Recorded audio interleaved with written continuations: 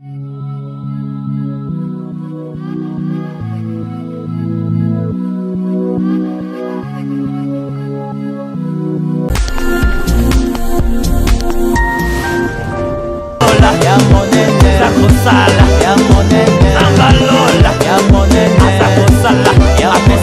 balandi nyonso ya Congo Sous Télévision bino bayonso bozwi libako malamu ya kolanda biso na kati ya émission na bino Vérité des Écritures. Lelo toza na esengo ya koyamba mpona bino ndeko Fabrice Mbiye oyo azali moko ya bayilo yembo ya Nzambe. Longo na ye tokoyeba kosolola na oyo etali album oyo azali koprojete d'ici peu. Yango nde tobengisi ye pour que tosolola boyeba esika kani tokoki kozwa album yango ebandaki ndenge nini mpe lolenge kani azali mpe kolengela maye oyo etali album na ye. Mbote ndeko Fabrice. J'espère na émission na biso ya mokolo elekaki toyambaki oyo lelo lisusu toza lisusu na esengo yamba oyo mais cette fois-ci donné changer tozolobela plus ya carrière musicale surtout na album oyo tozali koprojete d'ici peu. La fois passée yambaki je crois je parlais à témoignaki pour motaye ba référence quand même les sika motona uti azanani parce que mutako bimaka même Jésus ndabimaka bongo esalaka scandale yango bato mosusu bazaka nzambe te so bazambo donc bayi ba source esika mutako uti pour que pas considérer cette fois-ci tolobela sikolo eza album nanga quel est-il ozobima d'ici là déjà album bashi et commis déjà Kobeta. Après là-bas, je crois que je vais descendre à Matadi. Après Matadi, il y a un salle à concert à Mouni, il y a sortie officielle dans Bokayaki. Donc cette fois-ci, dans Zanakati à Congo, pour déplacer, on est là. Merci beaucoup. Quelle heure est-il? C'est une question. Jésus, la Bible nous dit, Jésus vient bientôt. Et bientôt nous attendons. Aujourd'hui, notre frère Fabrice nous demande, c'est une question, je ne sais pas s'il demande à Dieu, s'il nous pose à nous cette question, je ne sais pas, mais tout au long de cette émission, ne nous quittez pas, vous allez comprendre le pourquoi de cet album, quel air est-il. Mais avant tout, nous allons commencer avec une prière, c'est un serviteur de Dieu. Tout ce que nous faisons, c'est pour le Seigneur. Avant tout, le frère Fabrice, une petite courte prière pour nous permettre de produire notre numéro d'aujourd'hui. Merci. Bino nyonso bozolanda biso na Europe, na Amérique, na Asie, na Afrique, na Océanie. Alors prière oyo eza mpona ngai na yo. Na nzela prière oyo je sais que Dieu va passer dans ta maison. Dieu va te visiter, toi et ta famille et tes enfants. Yango na sengi opesi kozali okanga miso tobondela elongo. Tendre Père Dieu de gloire de Tout-Puissant, le Maître suprême, le souverain qui est au commencement et qui restera toujours dans nos vies. Seigneur, nous te bénissons pour ces grands moments que tu nous as donnés, moments agréables avec toi dans ta présence. Seigneur, nous voulons que toute parole ezala lisakoli édifier bana na yo émission oyo nzambe ezala émission moko tokoloba mpona ntina na yo mpona baintere na biso te. Seigneur, voilà pourquoi natiki bandeko nyonso bolanda émission na maboko na yo bazala na Afrique bazali na problème ya kobota, problème ya kobala, problème ya mokanda, bana batungisaka na maladi, ba problème paka la songolo oyo nayebi te. La Bible dit ta main n'est pas courte pour agir, ni tes oreilles sourdes pour attendre. Seigneur, écoute mes supplications, prête l'oreille, Seigneur, à mes paroles. Nous voulons que tes enfants qui ont des problèmes, l'émission peut soutenir les botana peut basali na yo bango nyonso bazwa solution bazwa biyano na mituna na bango dans le nom de Jésus. Bénis ton peuple, bénis les corps de Christ, bénis tout le monde, bénis ma famille dans le nom de Jésus-Christ. Nous t'avons ainsi prié par le nom puissant glorieux, que le bonheur et la grâce nous accompagnent là où on est, en Europe, en Afrique, en Amérique, partout dans les églises qui examinent la parole de la mission dans le nom de Jésus-Christ de Nazareth. Amen. Amen. Merci beaucoup. Là, nous venons d'être bénis par la prière de l'homme de Dieu. Et là, nous allons parler de l'album Quelle heure est-il? Quelle heure est-il? Ok. Quelle heure est-il? C'est le titre de l'album de notre frère, je ne sais pas, frère Fabrice, quelle heure est-il? C'est une question que vous avez posée à l'église, c'est une question que vous avez posée aux fidèles, c'est une question que vous posez à Dieu. À qui vraiment cette question appartient? La Bible dit, en réalité, à l'homme, c'est l'esprit. Et d'autre part aussi dans la Bible, on dit que c'est poussé par l'esprit que les hommes de Dieu, c'est pas tout le monde, que les hommes de Dieu parlent de sa part. Donc c'est-à-dire, tant que quelle est-il là, ce n'est pas le frère Fabrice. Et tant qu'en réalité, en moi, c'est l'esprit de Dieu. Il y a une inspiré le quoi. Donc, tant qu'inspiré, c'est-à-dire, il est utile pour nous, nayo na bande quoi. Donc, à poser une question, nayo question. Si vous avez qui journalisme, côté ça, la prière, continue. Mais si vous avez au combiné, malgré que ça, les journalistes, au combiné, journal, au tchapenzambe liboso pour que abatte la yo, continue. Au pas à kuna monyo sala kindumba. Et puis c'est si date, mais il y a un des côtés c'est là, à continuer. Au pas moni qui mouyibi, au tomba, makamba mabe, et kotolo la continue. On a tenu, quelle heure est-il? Comprenez?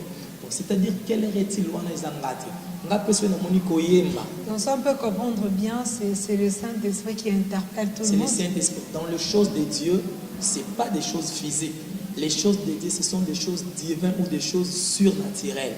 Quand on fait ce qu'on est en train de faire ici, les amants physiques, nayomi salana yo yawe salana yo likolo ezali asali mbalama robalo changer spirituellement et ça na transmission ezoleka na monde des esprits. Nzambe azolongolo na ba domaine moko azokotisa na domaine mosusu azolongolo na astral négative azokotisa na astral positive. Donc c'est ça. Quand on dit que l'heure est-il, ce n'est pas le frère Fabrice qui est en train de poser la question à Maman Marie-Jo, parce que le frère Fabrice aussi n'est pas saint. Donc c'est le Saint-Esprit où tout le frère Fabrice le frère Fabrice, quelle heure est-il? Donc azota les sanga que tango ekoki soko tanga la Bible oyebi ke nde tango ezokokana il faut na tambola bien na tosa ba commandement nzambe parce que tango wana ba otu nanga ezande entre lola na lifelo. Laisse-moi vous dire, le paradis existe, le ciel aussi existe. Parlons de l'heure. Ngonga na lingala. Interprétez-nous, quelle heure est-il? Quelle heure est-il dans le Bible? Ngonga nini to komi. Ok. To komi ngonga nini. Ok, c'est ça. Référent, Maman Marie-Jo. Tout se référer à la Bible et l'Apocalypse. Balobi na tango suka. Bana ba okuna ba ntombo ba komona ba biema moko ya bizarre. Le loba ujana awa bimi et utiwa. Balobi au monde ba rebelle ba bina ba église. Le loba ba église pasteur a mieux comme pour battre la bino à transmettre bino o yazalena. Mais potika la o sala musala na kati ya église wana yo kei au sala église au changer combo. Le loba ba église mukolo zo bitala même na tango akala. Ezalaki zo kaki Simon Kimba. Ozoka William Branham, Ozoka Osborne, Ozoka Aïdaoussa, Ozoka Edwin Nabal. Aujourd'hui, qui est dans l'église, tout qui est le père spirituel de l'église en RDC. Azate Moutoum, Taza leader na, et ça va signe de la fin. Dans la Bible, il y avait une personne, Oazaki na au-dessus, Izaki na apôtre Pierre. Ouabaneko Konza, c'était apôtre Pierre. Dans l'apôtre Pierre, et ils ont comme Paul. Mais aujourd'hui, la prédication est comme différente. Ou azoter à boye, ou azoter à boye, ou azoter à loge, ou azoter à loge. Bon, il y a on a posé tout naté. Mais le Saint-Esprit qui nous a dit, quelle est est-il? C'est une question que le Saint-Esprit nous pose. Donc, la question est pour moi et pour vous. Et pour moi aussi. C'est la question où ils ont pour la montagne. Ce n'est pas que s'approprier. Oui. Quelle heure est-il et comment? Pour la bâton sous peut-être la compréhension. Moi, c'est bon le bilan. Non, non, non. Le Saint-Esprit, c'est quand le bilan a le rapport dans mon côté. Quand il parle, c'est pour tout le monde. On est pas opposé à une question. Quelle heure est-il? Ce qu'on a tout répondre. Moutuna moto répondre encore n'a que se repentir sincèrement. Pour avoir le rétablissement, il faut se repentir sincèrement. Donc c'est-à-dire, tout le monde est dans l'ango. Ceux qui ont mon aïe pasteur, on dit qu'il y a une zambo, comme il y a une loge, zongela Jésus. Bientôt, enlèvement. Ce qu'on m'a dit, c'est que ça qui dumba, bongola mutema, au lieu de ça sida, ce bongola mutema, soit sida, Jésus au yambo. D'ailleurs, albi venez à moi tout ce qui est chargé, fatigué. Je vous donnerai du repos. Au sali qui dumba, au yiba, au teka ba drogue, au sali maman belé, zongela Jésus. Il y a quand même quelle heure est-il et ça pour réveiller conscience et un bateau basa distrait. Fabrice, pardon. C'est ça. Oui, vraiment, ils ont fait pertinent. Quelle heure est-il? Et où est-il qu'il n'en est parce que, et puis, le titre, c'est ça, au 20, au raisonné, qui est à la bongo. Et comment vraiment oser là qui titre wana pokota album Mubimba et au le belango quelle heure est-il? Na potana na zwa album ya papa de Ningoni. Nathalie album ba Kombo na Nyos. Na zwa ya papa le Moloto. Nathalie ba titre ni na zwa ya titre na ba pesa. Na zwa solution le Saint-Esprit interpellé to kota prière. To kota prière pas na galerie. To kota prière à 3 jours na groupe grâce les tant to koti prière. Zambalo révélé biso quelle heure est-il?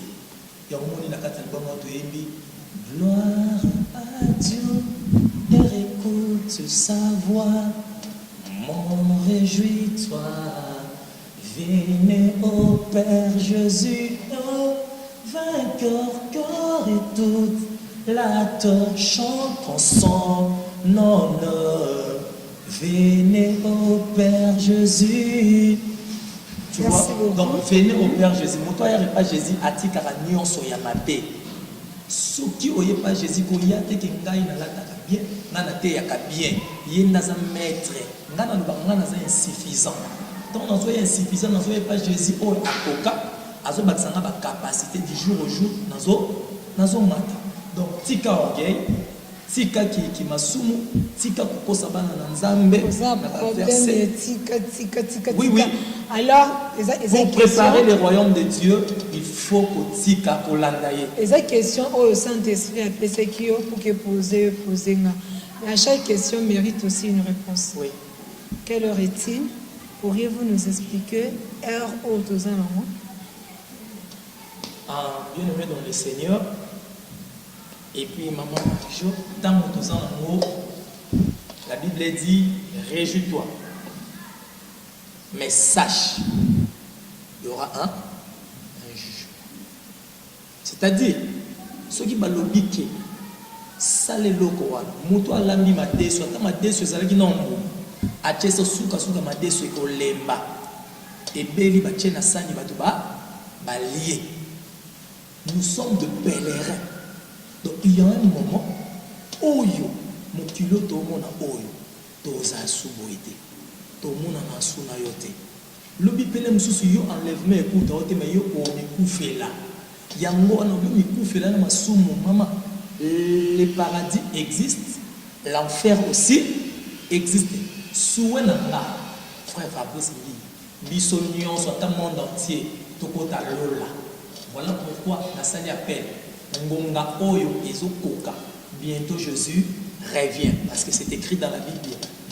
Bientôt Jésus revient. C'est écrit dans la Bible. C'est-à-dire, dans le Bible, en Apocalypse, bazotel isani soni. Omoni, nanda, naza papa. Naza na parfum moro na tchap. Parfum na so na tchap. Tout naza na voiture. Klaxon na so ke betiba na nanda ba di klaxon na papa mutosala. Anako.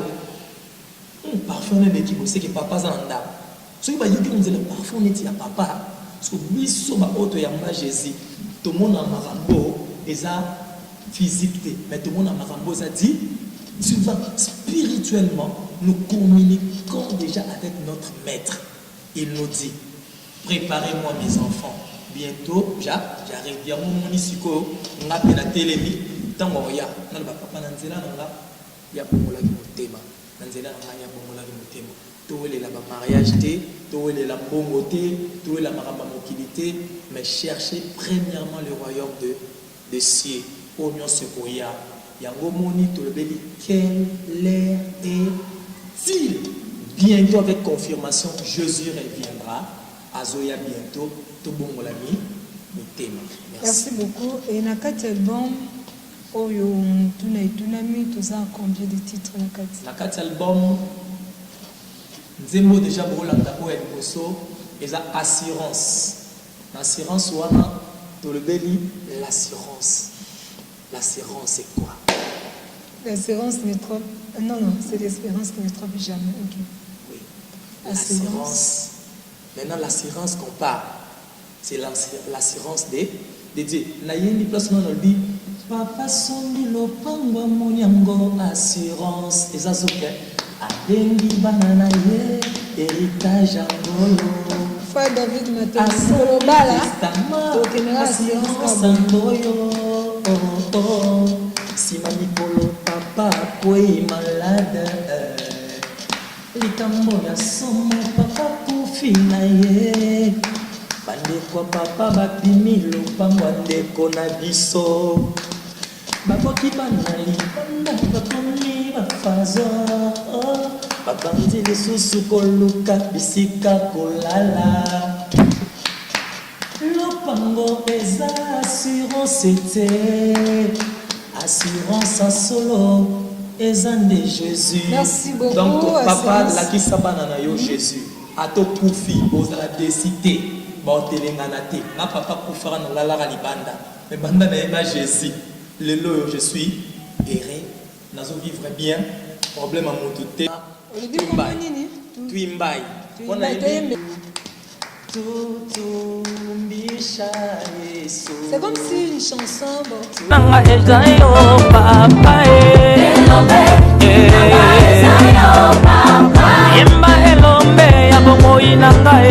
Fabrice, l'autre monaka, ce qui nous a dit ici, album, d'un que quelle heure est-il? Fondé moment que pèse le titre. C'est la bonne moitié, bon, titre et un zembo. Et balana thème, ce n'est pas vraiment important parce que banzembo nyo sotoyemba ezo talisa déjà arrivé à Jésus. Ton no imba lekela batu baku benga tika bat baboya yo parce que Jésus est là. Ton ami assurance c'est Jésus. Ton ami sala na yo na sala na na lobini ngai pamona nga pamba libote sundola nga Mbia lala libanda e batamoki libabenga nga fazere Jésus lokuta kinga e lelona koma montali e ima Zamba Flora musite ke Yahweh sala yo ya lematko Yahweh sala na yo sala yo Yahweh sala na yo likolo ezali yo papa. Ça, tu vois. Parce que quand on voit ça, qui quand même bon, ça comme malheureux. Eh, tu vas, ils ont dit bien dans le lobby, tant tu bête musique et limite la inspiration. Ce que moi nous avons bête musique à comme que somba, à ta somme nzembo toi yibinzembo batu, babenga qui était na ministère wana. Ils sont mon pasteur à ça na matin. Émission la biso de quelqu'un qui me quoi yibinzembo wana. C'est bon, on va y aller trop tête. Daniel Betela Yesu Mélodie. Jésus, il a Betela Yesu Bass. Merci, ça relâche. Samba Lola, ya monene. Sako Sala, ya monene. Samba Lola, ya monene. Sako Sala, ya pesaka ya dikiete, ya monene. Kaka ya monene, ya ibala na yo ya monene. Ya monene na yo ya monene. Ya ibaso na yo ya monene. Classe na yo ya monene. Ya monene na yo ya monene. Ya monene, ya monene. Non, rappelez qu'à peut-être ba mususu ba balana qui était so OK. Autant na numéro que ça qui moi j'aurais dit. Maman Marie-Jo. Pasteur na église maté esili. A terminé l'église azo ba susteloni na te. Pasteur accueilli a bengi pasteur à Toms maté esili a bengi pasteur Ken dès que na maté ya no te jour wala. Pasteur aza pasteur ni. Pasteur à Toms na zana maté ezanga raite. pasteur quel mater ezangaka ete yango pomoni moto nzamba bengi na ministère ya chant nzambe fois PC professeur oko vendre bato zaki na douche lobi tozaki na ndeko na tanga kombote na kata taxi na ville na komo improviser nzembo abi nzembo libeta ma jana bebeta mate d'autant nzamba bengi na ministère wana nzamba otika jamais niti ba musicien mususu chrétien akende kosomba nzembo et pas mutu moko boye mutu wana atsala ka nzembo atekelaka même bato wana banzembo yo pe aya sainini atekelo nzembo aussi car la parole peut changer on dit likambo komoni plus bino ba oyo o bozali komi bengete bino de ba musicien chrétien non bon memeli biso leur moko ezo ça que aujourd'hui ça va nzembo mususu même si on va na katanda tu chantes une chanson moza et zo bena ko ta présence en nzambe. Tu sens d'ailleurs que c'est mieux que d'aller faire quoi, c'est comme si tellement sous-bassement dans les amabés. Nous devons ramener la vanille makaya, nous devons ramener bien rien sauter. Mais avant de composer, on dit moi pesio après bani Yesu. Namayele naye. Yesu. Namayele naye a pesio yo osanini. Parce que ezala inspiration, ezala impact ni balbi l'homme. La Bible dit l'homme donne que 5 ans. Nzembo nzambe apesinga automatiquement tant on il faut ça là quelque chose on a ébissio que maman naza awana Kinshasa mais à Lubumbashi il y a des dégâts par rapport à quoi il y a des chansons audio pas clip nanté tu vois donc c'est-à-dire quoi banzembo eza inspiré tel nzembo na yembi ya moké na yemba ki la fois passée ya moké et tikala ki on a le lot rappelé na on mele songa na mutu. Et ça là qui était, c'est-à-dire pour comprendre que ça a inspiration. Merci beaucoup de l'équipe na 4e titre la mission. 4e titre ezali Yesu longa nanga. Ha. Kuna na yembini. Utayokota kati nanga kinya ya libela. Jésus yokonza na motema nangai lisapo échangea. Maloba ya banguna nangai ekongwana maloba ya réciteur. L'opposition s'échange en soumission. Yesue yonde elonga motema nanga nangi yozom sasko place otoye mana yozom sarara boy Yesu elonga nanga est-ce que tu vois David bon te kira yonde elonga motema nanga Yesu elonga na olongola na motama sumu okomisanga mosantue yango tika na yemba tika na tombola kongwa bonzambe identité ya kala lelo na koma identité ya sika nzamba na laka akufaka te o kino oyo ya lobi papa ekokisama na nzembo kanisinga nzembo moko ya papa là merci mais otiki nga silisa te donc déjà la façon ozoyembela mona kanisi mama na nzembo oyo na yemba oui na nzembo na yemba ngo parce que na yemba na adorons l'Éternel na nzembo na yemba yango pona honneur pe ya isika papa le moloto azali parce que akufite azali alali na minito ye azan avantage plus que nga papa le moloto va kufa akomela le bi place au bayo proposer ngana kende non na kende ka po alina na bika yemoro aboya kabi non place na moni ba memanga na sani je dois toujours aller ya moni na nzembo na boaka ye na yemba mona nelaka akufaka teo kino oyo lobi papa ekokisama lelo obenginga mungwa na pesa guna kongo zamba ale moloto tika na yemba e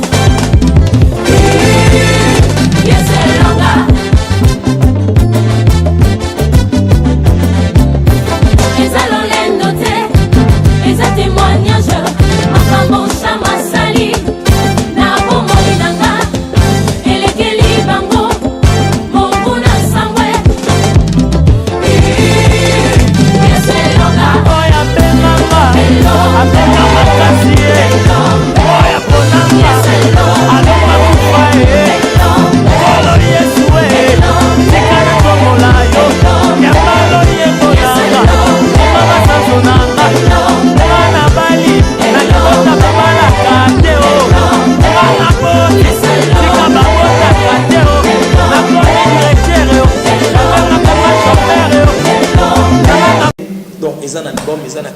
Oroyo Kawaneza quatrième titre. Oh, banze mongo.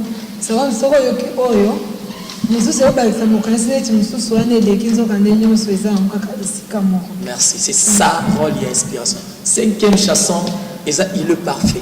Au moins dans cette émission no bien beau. Batu bazanga te bolba. Dans cette émission na andota la frère Fabrice, bazanga.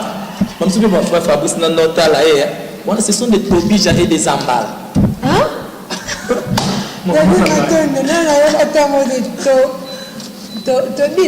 Tobija na zamba. Tobija. Bato bakendaka po balembisa moto. Ambo. Bato balembaka moto. Tobija na zamba baza bato. Mais c'est biblique, non? Ambo, ça. Bon, on attend on continue l'histoire on après tobija na bazamba. Bango ba bandotala l'émission te ba bandotala. Jipo na la tête yépé costume na la tête. Donc bango ba olanda makamte ba yona po bastani. Ba juger. Tu vois, de yamon na lobby na 4e, 5e titre na yembi na lobby eza lolengote eza témoignage makambo chama sali na bomoi na ngai elekeli bango mungu na sambe yesu longa eza lolengote eza témoignage makambo chama sali na bomoi na ngai elekeli bango mungu na sambe yesu longa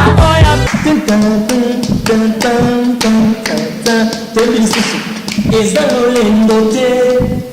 lolendo te eza témoignage elekeli bango makambo chama sali elekeli bango na bomoi na ngai elekeli bango mungu na sambwe mungu na sambwe yesu elonga yesu elonga mais na wololi muninga te est-ce que tu comprends munguna ake ofunda omoni job avandi na bomengo na ye satan te ofunde oka koza bonzambe no eza kati na yebo soki bonzambe na ye eza kati ya moto uelemani mama soki bonzambe na ye eza kati ya moto uelemani biso totindaki satan sala lisumu mpo nzambe abenga na ye yo kuta ozalaki te nga nazalaki te même abraham azalaki te mais est-ce que nzambe alongo pa satan mpona mabe na ye moko so satan komi monguna parce que yo sikoyo osala toujours makambo malamu nzambe azaka kati na yo yo simbikisi te combien de journalistes basimbikisi combien de journalistes basali combien de musiciens oyo mosusu baosala nzambe na bakisi eza na mon frère moko boye abi na cousin na mako esinga album nzimbo wana tumba eza bien tokenda mo pa père moko boye père wana soka lambi yango esala succès na tunaza pasteur oza pasteur tokomi okende tokotaka banamo bougie banikeko banini mais oni ote nga babenganga père na osala yango kutu tala bafrère na bino mosusu bayembaka mpe bayekotika mo nzembo esala succès nazoloba likambo dieu me voi abe omoni nzembo esala succès alakisi nga sedi ya liboso bayaka kokonsakre yango na lamba yango alapesi ya kosala duplication yango nzembo wana ezobeta na lela yango moninga na biso ki bato wana baozo basuccès miki bo biso na jésus kanga makambo na biso omoni nzembo na nga album na nga oyo banzembo oyo ntango ebima ça va bouger le monde kanga makambo na ye biso yo parce que nga na consacre ngo na oyo aleki banganga wana bango bakendaka soki kofi asali nzembo ayebika aza na nzambe esimba fali asali nzembo ayebika aza na nzambe esimba osomona moto andimike nga azaka na satan bato nyonso bandima baa na nzambe sikoy bango bandima baa na nzambe biso mpe tondimi toa na nzambe sikoy eloko na ndimi na na nzambe nga na ndima ngo teke esimba non ekosimba parce que nous avons Jésus-Christ de Nazareth qui est au-dessus. La Bible dit au nom de Jésus tout genou fléchira. Donc c'est ça. Et pour 6e titre, et ça, gloire au Père. Naïm Bakamo déjà na bandeli. Gloire à Dieu, te écoute sa voix. Mon réjouis-toi, venez au Père Jésus, vainqueur que toute la terre chante en son honneur. Venez au Père Jésus. Et puis 6e titre, Esa, les sauveurs reviendra. Pour nous, les sauveurs reviendra. Enlever sa C'est ça, yango, on a tenu que réponse de yango, ngongo yango yokolo sani, ozo mpo nos abiso oza époux. Azo ya te mazozo ngapo ayaka déjà, akendaki po asali, azo. Yango nalinga frère Michel Bakinda alobi akenda asomba billet avion aller-retour. Nous sommes tous jugés, Nzamba mata avion. Oui, mais parce que l'avion va se référer à Nani. Nzamba na salandeke, va se référer à Jésus Ndamata, va se référer à Bia aller-retour. Pourquoi kanda ke nanenge po kozonge langa.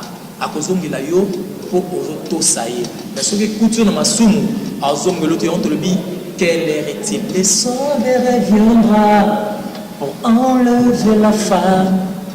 Oh, chère épouse, prépare-toi. Oh, dernièrement, nous avons une conférence quelque part. Je salue maman Dr Nicole depuis les États-Unis. Moi aussi, je salue maman Nicole depuis les États-Unis. Na billet à partir à net. Ah bon? Oui. Ok. Ma maman chérie, je t'aime bien. Ici aux amis. Donc, on va coacher. Maman album peut aller aux États-Unis. L'église, bon, maman, j'espère que vous êtes en train de suivre l'émission. On est avec le frère Fabrice Ndié. Il est aussi chanteur. Bon, malheureusement, que vous aurez du il mal est à chrétien, bon. chrétien musicien. Moi, j'aime pas qu'on m'appelle chanteur. Ah, chrétien et musicien. Je crois dans la conférence, il y a un homme de Dieu qui nous avait dit ceci. Que si quand nous avons épousé à Christ, nous avons fiancé. Alors, Binini, nous avons épousé à Christ. Pour l'instant, on est des fiancés. Christ viendra pour prendre épouse. Or que pour que tu aies épouse, il faut babala. Il faut babala. Qu'est-ce qu'il signifie le mariage? Mariage est une alliance. C'est pour cela mariage. Je vais poser question. Oui. Zara cheminer en explication pour que baope bazolanda ba mutu pe apé sa point de vue. Abiboye. Jeudi, j'ai été dans une conférence pour un serviteur de Dieu à Banda qui coupait ses explications. Il a dit ceci, que nous sommes des fiancés pour l'instant. Pour l'instant. Au moment où on parle de l'épouse, c'est quand l'époux vient et ça n'engue osana na polémique ozui fiancé na yo une phobie famille bandimi que oui to komi ba fiancé bo komi ba fiancé étape au bozali ko vivre une étape ya fiançailles eza étape ya batumi balé ko sani ko yebana so bon monique un jour ça ne va pas c'est-à-dire mutu ndasani parce qu'on sait que le fiançailles ce n'est pas le mariage, c'est juste une étape.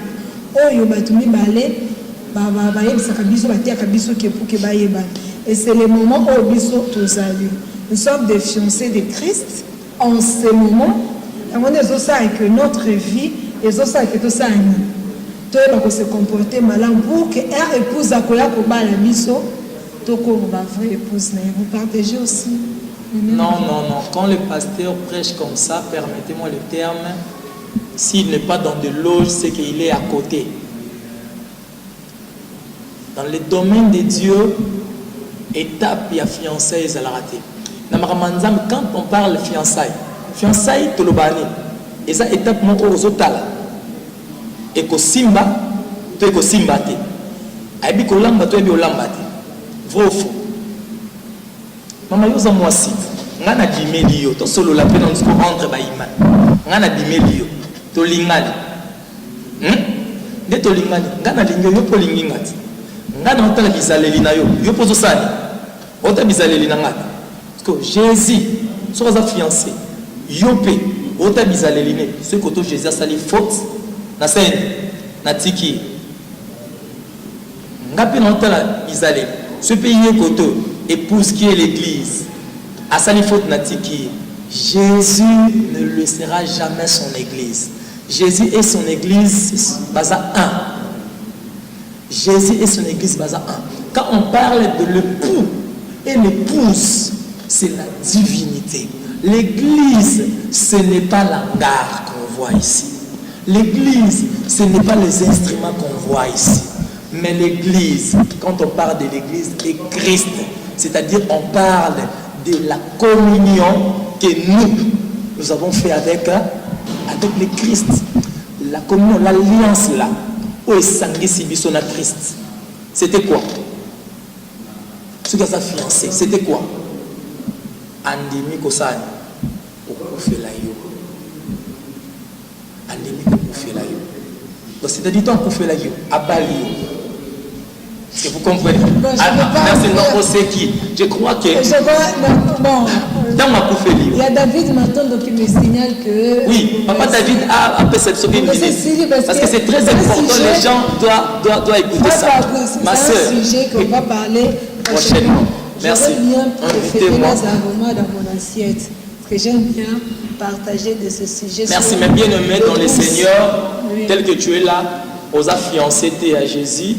Pour Hermoro Jésus à Kabonana yo à lobby aïe pour n'a pas sans douter mais aïe pour n'a pas perdu enfin qui est abondance. Alors ceux qui Jésus a fiancé côté au Kabona famille ya ba bokilo na famille ya bokilo yo ba maman na ba lu ba yo qualité pe ba panzani parce que Jésus a sa colonie à sa famille côté ba maman côté ba ngala non avec Jésus c'est l'alliance auto salani ya libela.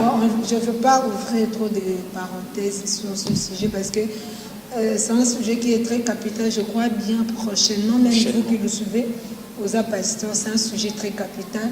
Sommes-nous déjà des épouses ou sommes-nous des fiancés? Parce que Bible, comme la Bible nous dit dans Hébreu, que la parole de l'Éternel est une épée à double tranchant qui sépare tout ça tel que nous le savons. Parce que nous savons que dans on pêche maman. Quand on pêche, s'il vous plaît, je ne parle pas de fiancés. Déjà, non, on parle des couteaux de double tranchant. Parce que, étant qu'un serviteur, je suis ici. Quand on parle des couteaux de double tranchant, c'est-à-dire, est-ce que tu as payé na bateau balingi qui aussi moyen bino azo sente bateau na église comme aux en chantre pasteur aux en musicien en sente bateau na église c'est là l'épée va faire quoi et kokata. Est-ce que vous comprenez? On ne dit pas que dans la parole qui demeure malobaya bien yanzamende bible ça démo pratique loba na fait ya mabe na fait ya malam parce que nous avons deux chemins. Tous en a chemin ya mabe, tous en a chemin malam. Na muto za na chemin malam épée oya toujours na nenga malam. Mais aujourd'hui un pasteur azotia bana bazemi, un pasteur a commis na ba loge, un pasteur un chante à Sentaka, à Menaradiamba. Ah, bah chante, balinga boé.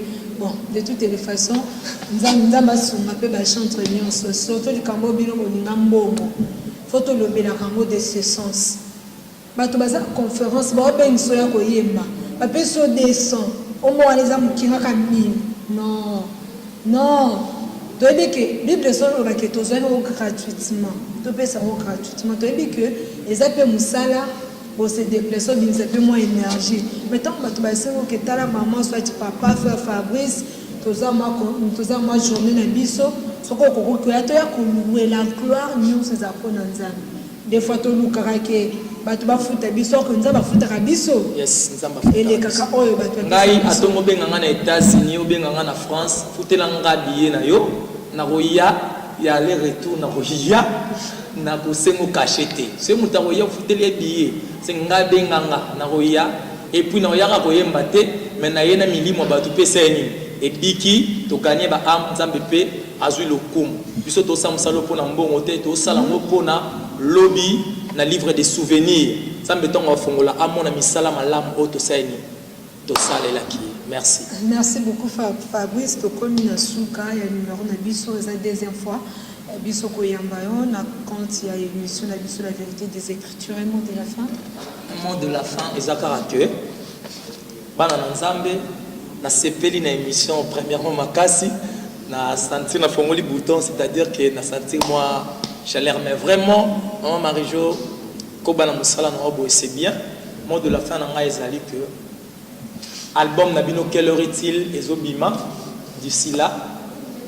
Pour tout contact, Bobenga Bisso, na plus 243 081 84 84 811. On les appelle numéro na Bisso WhatsApp. Pour le moment, ils ont bureau. Deuxième numéro, Ezali, plus 243 85 00 74 500. Na YouTube, tapez groupe d'adoration céleste grâce musique au monde na ba nouvelle na biso ba maram na biso ebele na page officielle tapez grâce musique au kozwa biso na Twitter na Instagram tapez frère Fabrice Mbiye Ministry, vous allez voir des histoires. Vous avez un problème mais dans le ministre mais on a ça Fabrice na bimisa église comme na bayembi bokomaka abomo maman Zela maman papa David a fait sa mission une minute. Le problème c'est quoi? Non il faut tous faire comprendre. Ministère on a ça nango déjà ministère on a ça nango eza ministère pour chanter comme je chante avec des paroles on a zoloba ezobiki sabaki naza capable ya uchamo na maloba na betela ko témoignage na la fois passée na ebisa que comment Dieu m'appelle ce qui na nzela loyembo badabiki ce qui na nzela prière tout à l'heure to sambeli ba benga na Congo Suisse ba prière wana to sambela ki ensemble dossier na ngezala ki boy pe na suyango muso lo ba ngai mobile na ngaza ki na problème mais lelo atiki maramba onyoko langa to yoka ba témoin, c'est-à-dire nous avons un ministère il pose un ministère. Merci beaucoup. Bon, il y a un chante. Pour ça qui deuxième mot à bien, on a un ministère déjà à ma casse. Merci beaucoup à vous qui nous avez suivis depuis le début de cette émission. Pour ceux qui ne parlent pas lingala, je ne sais pas. Bon, si on peut faire une petite synthèse, nous avons reçu pour vous le frère Fabrice Mbiye qui est là de vrais adorateurs, comme il aime bien le dire. Il n'est pas adorateur tout simple, mais il est vrai adorateur de Christ au travers de ses chansons. J'espère que vous serez bénis.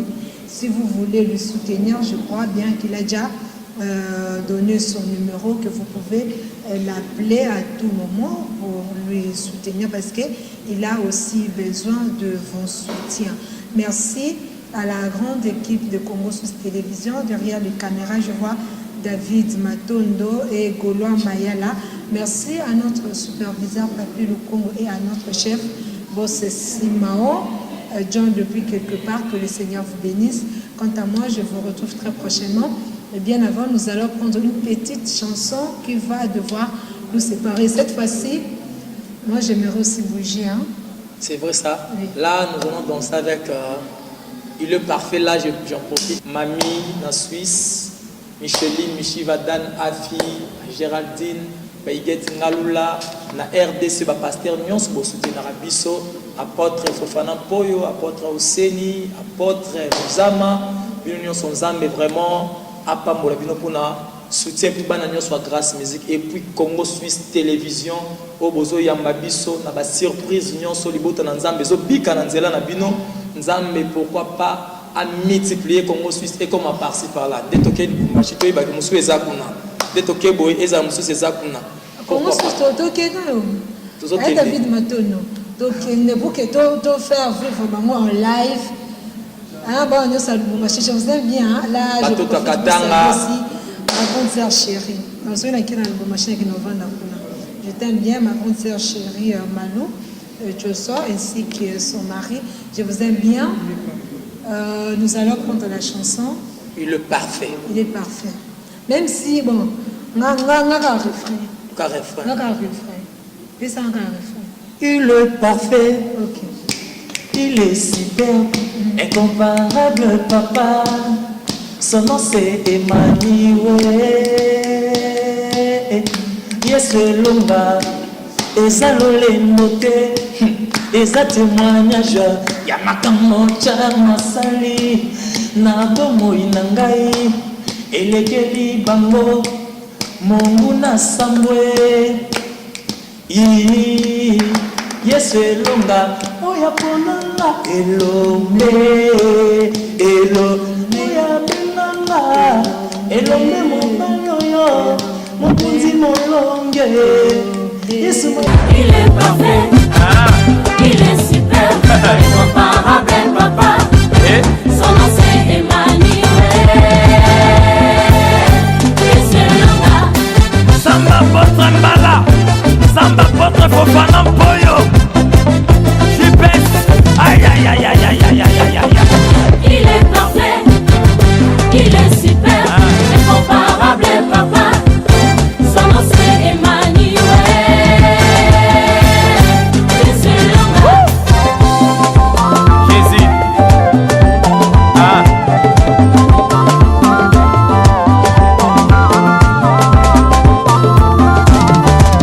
Il est parfait.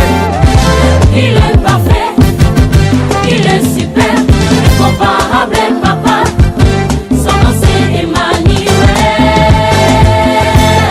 Yesu elonga Elombe nanga eza yo papa elombe eza yo papa, yemba elombe ya bomoi nanga nzako loyaka elombe eza yo balobaka nakobala te nzamba apotre mbala apesanga feza ngoya o eza yo papa, baprofeta bala batiaki tembe na nzamba elie moto etumbaki bango moto na makita na bango bakolonga te o tosimbama na Jésus ngoya o elengo oyo Davide akweyisa engambe Goliate o oyo nde somo ngoya o yemba elombe nanga eza yo papa eza ya mapeka te ngoya o ya solo elekeli bango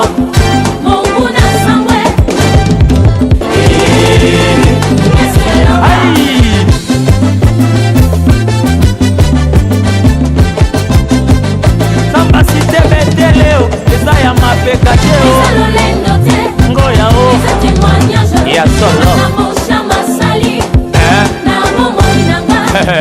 elekeli bango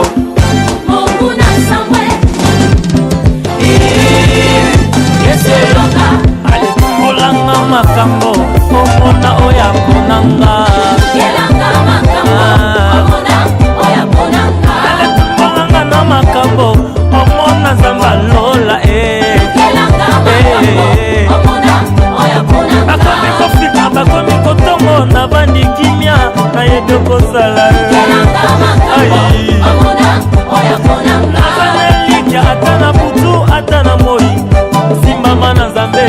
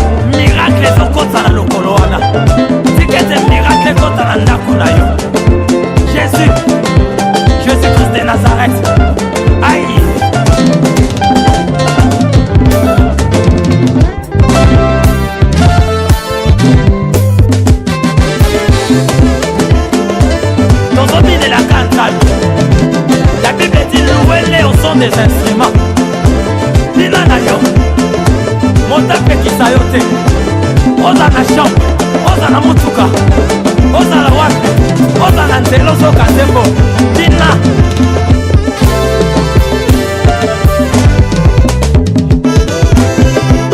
ozobanda anasi